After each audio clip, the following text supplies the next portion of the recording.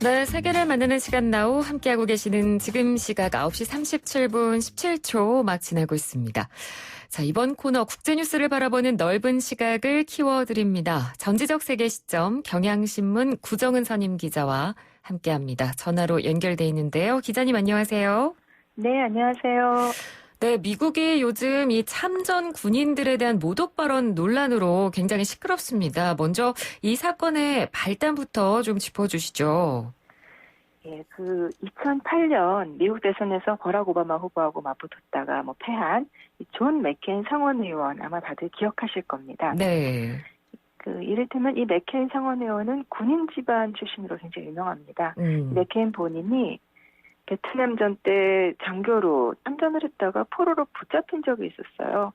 근데 포로 석방 협상이 계속 있었는데 본인이 풀려나갈 기회를 양보하고서 계속 부하들부터 석방을 하게 했고, 그래서 나중에 풀려나서 이제 미국에 돌아왔을 때 굉장히 환호를 받았다고 해요. 그래서 귀국 뒤에는 이제 베트남전의 영웅으로 불려왔는데 지난 20여 년 동안 줄곧 이 맥케인 상원 의원의 그런 경력을 비난을 해온 사람이 있습니다. 네. 바로 도널드 트럼프 현 대통령입니다. 네. 정작 이 트럼프 대통령은 베트남전 징집을 발 쪽에 무슨 뼈 이상 이런 걸로 이제 피했는데 가짜 진단서를 냈다 이런 의혹이 끊이지 않는 사람입니다. 그렇죠. 사실 우리도 이런 전개, 이런 이제 징집 문제나 이런 거 이렇게 낯설지는 않은데요. 네. 최근에 워싱턴 포스트가 이 트럼프 대통령의 과거 미군에 관한 발언들을 분석한 기사를 실으면서 예. 트럼프 대통령이 1990년대 말부터 사실 대통령직을 좀 꿈꿨는데 계속해서 그때부터 맥케인 의원을 공격해왔다라는 거를 보도를 했습니다. 포로로 잡힌 것도 영웅이냐 이런 말도 했었고 베트남전 자체를 좀 모독하는 그런 말도 했었고 그래서 트럼프 대통령은 미국 정부는 군인이 하나라도 실종되면 그걸 찾기 위해서 왜 그렇게 애를 쓰는지 모르는 것 같다. 이렇게 워싱턴 포스트는 적었습니다. 네.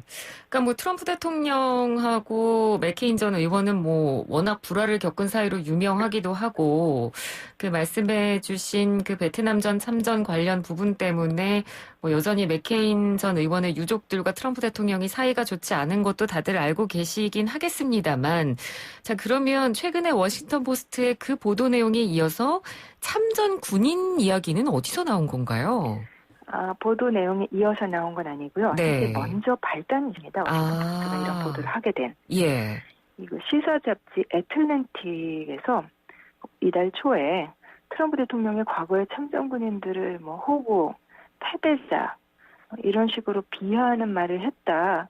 이렇게 보도를 한 거였습니다. 이제 이게 미국인들의 애국주의나 자부심을 건드리는 발언이기 때문에 굉장히 민감할 수 있고요. 네. 그래서 정치적 위기에 몰릴 것 같으니까 트럼프 대통령은 부인했습니다. 그런 적 없다고. 그런 소리는 짐승이나 할 거다. 이런 말까지 하고 또 나보다 더 참전군인들을 존경하는 사람은 없다. 장병들이 나를 엄청 좋아한다. 그리고 조 바이든 민주당 대선 후보죠.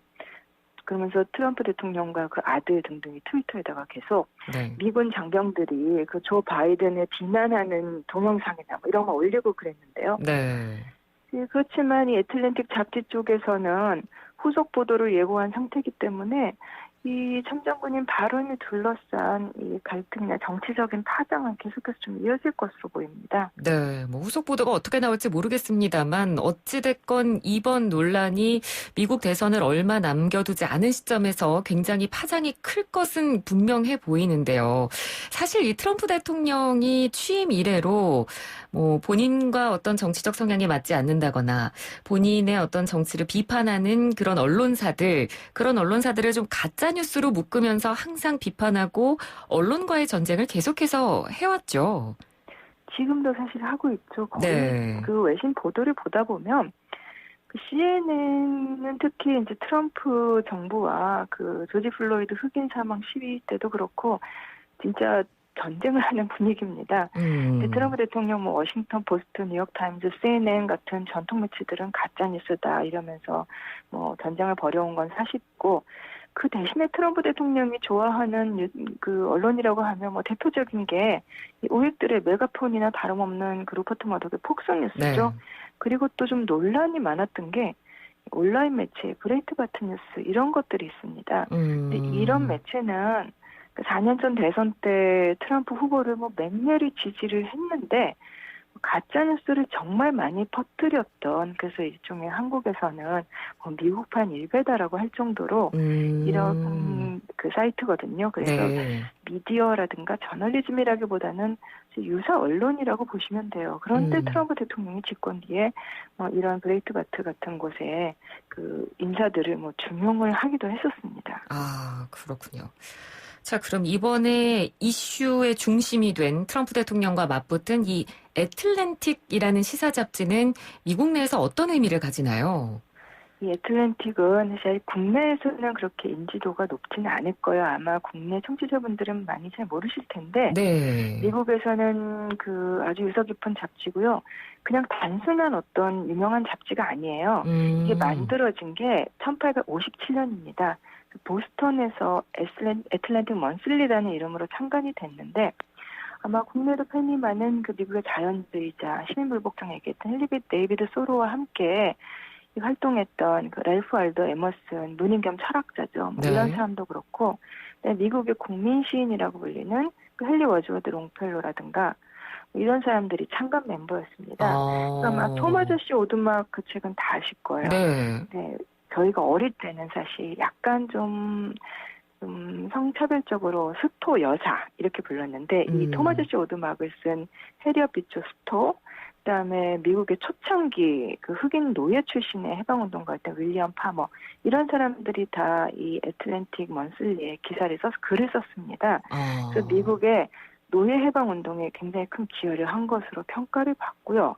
그러니까 1857년 창간됐으니까 미국 그 남북 전쟁 직전에 창간된 거죠. 네. 그리고 그 잘 아시는 그 작가 마크 트웨인 작품들도 단편들 상당수가 이 잡지를 통해서 발표가 됐습니다. 그러니까 단순히 유명한 잡지 이런 게 아니라 진짜 시사적으로도 그리고 역사적으로 문학적으로도 굉장히 유서 깊은 의미 있는 매체네요. 예, 그 20세기 이후에도 이 잡지의 특징이 그 단순한 기사가 아니라 지금 물론 우리가 생각하는 종류의 기사도 싫습니다만은 네. 문학과 저널리즘의 사이에 있어요. 그러니까 미국의 어떤 지식사회를 주도하는 작가들의 그 저널로 군림을 해왔는데요. 그 1960년대 미국의 그 흑인 민권운동이 한창이었죠. 이때 그 시민불복종을 지지하는 그 마틴 루서킹 목사의 옥중 서한을 실은 것도 이 잡지였고요. 그 21세기가 돼서도 계속해서 조금 긴 호흡의 글이나 그 기사를 싣는 플랫폼으로 위상이 이어지고 있습니다. 네. 버락 오바마 전 대통령이 좋아하는 작가, 그래서 미국에서 핫했던 사람이 그 타네이시 코츠, 그다음에 미국의 또 유명한 국제정치 전문가인 앤 마리 슬로터 프린스턴대 교수, 이런 좀 굵직굵직한 필자들이 지금도 이 잡지에 계속해서 글을 쓰고 있습니다. 그렇군요. 그럼 역사도 굉장히 오래됐고 지금까지도 그 명성이 이어져 오고 있는 그런 의미 깊은 잡지라고 할 수 있겠는데 제가 어떤 자료에서 보니까 그 애틀랜틱의 창간 정신이 이렇더라고요. 어떤 정당과 파벌에도 속하지 않는다는 창간 정신을 가지고 있다. 그렇기 때문에 애틀랜틱은 가볍게 특정 후보나 대통령 지지 선언을 안 한다. 라는 그런 어떤 편집장의 말을 제가 봤는데, 그러니까 그만큼 특정 후보, 특정 대통령에 대한 공개적 지지를 거의 표명을 안 한다는 얘기겠죠.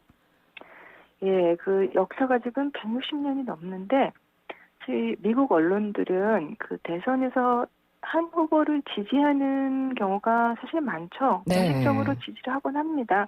그래야 그 자기들의 뉴스를 오히려 더 독자가 신뢰할 수 있다고 보기 때문에 이렇게 하는데, 애틀랜틱은 대선에서 특정 후보를 명시적으로 지지하거나 또 이렇게 민권과 민주주의에는 관심을 계속해서 보여왔지만 정치 진영에 관한 입장을 밝히거나 개입한 적이 거의 없다고 합니다. 다만 예외는 물론 있습니다. 예. 그러니까 1860년에 대선 때 노예제를 폐지하겠다고 선언한 에이브러임 링컨을 지지했습니다.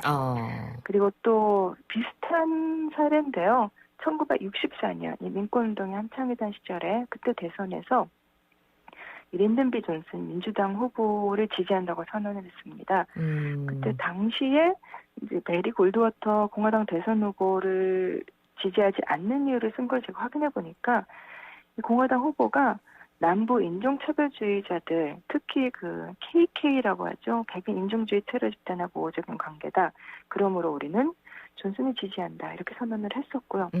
그리고 또 하나 두드러진 사례가 4년 전 2016년 대선 때 네. 트럼프 후보에 반대를 하면서 힐러리 클린턴 민주당 후보를 지지한 겁니다. 아. 한마디로 백인 우월주의나 이런 거에 대해서는 확고하게 선을 긋고 있는 거죠. 그러네요.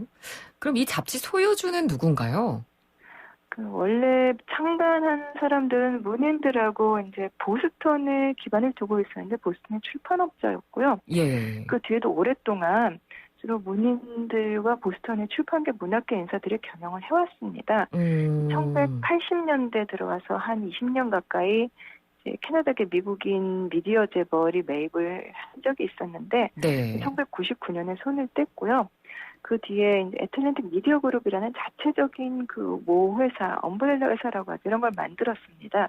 그리고 나서 그 온라인 잡지 쿼츠로 유명한 그 데이비드 그래들리라는 사람이 경영을 맡아오고 있는데요. 네네. 사실 모든 언론이 그렇듯이 이렇게 미디어 수익 환경이 그리 좋지는 않습니다. 그렇죠.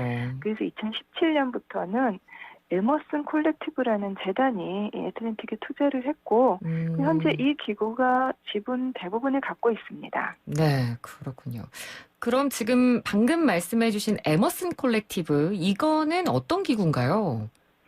에머슨 콜렉티브라는 거는 그 한국에서 왜 보통 뭐 임팩트 투자 이런 식으로 불리는데요. 네. 사회를 변화시키는 데 도움이 되는 이제 좋은 것에 투자하는 이 에머슨 콜렉티브라는 게 그 교육 개혁이나 이민제도 개혁이나 뭐 환경, 그다음에 저널리즘 개혁, 뭐 보건 여러 분야에서 미국 사회 개혁을 추구한다는 목표를 가지고 투자를 하고 지원을 하는 민간 재단입니다. 민간 기금이 있다고 봐야겠죠. 네. 이 자체가 애틀랜틱의 그 초창기 멤버였던 에머슨에게서 이름을 따온 재단인데요.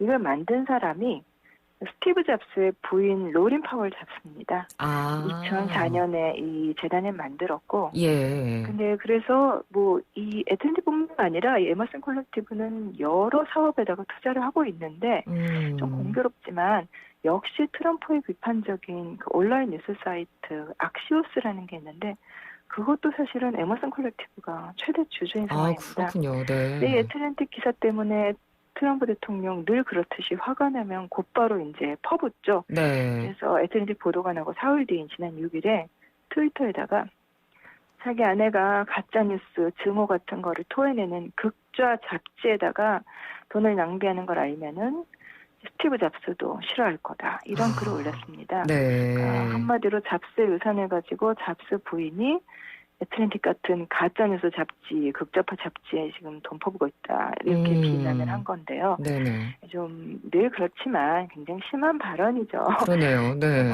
예, 그래서 뭐 CNN이나 뭐 CBS 그다음에 뭐 마켜도치 같은 매체에서도 미국 대통령이 미군 모욕 발언에 이어서 그 자선가이자 또 사회개혁가로 활동해온 잡스 부인을 비방했다. 세계에서 가장 돈 많은 여성 6위인 뭐 로린 파월 잡스를 뭐 비방했다. 이런 식으로 많이 썼는데요. 네. 또 아마 이 로린 파월 잡스와 에머슨 콜렉티브의 이런 어떤 가치 투자 같은 것은 뭐 흔들리지 않을 것으로 보입니다. 그렇군요. 알겠습니다. 오늘은 최근에 미국에서 이슈의 중심에 서 있는 역사를 자랑하는 오랜 전통 잡지 애틀랜틱에 대해서 저희가 한번 이야기를 나눠봤습니다. 기자님 오늘 말씀도 잘 들었습니다. 고맙습니다. 고맙습니다. 네, 지금까지 경향신문 국제부 구정은 선임 기자와 함께했습니다.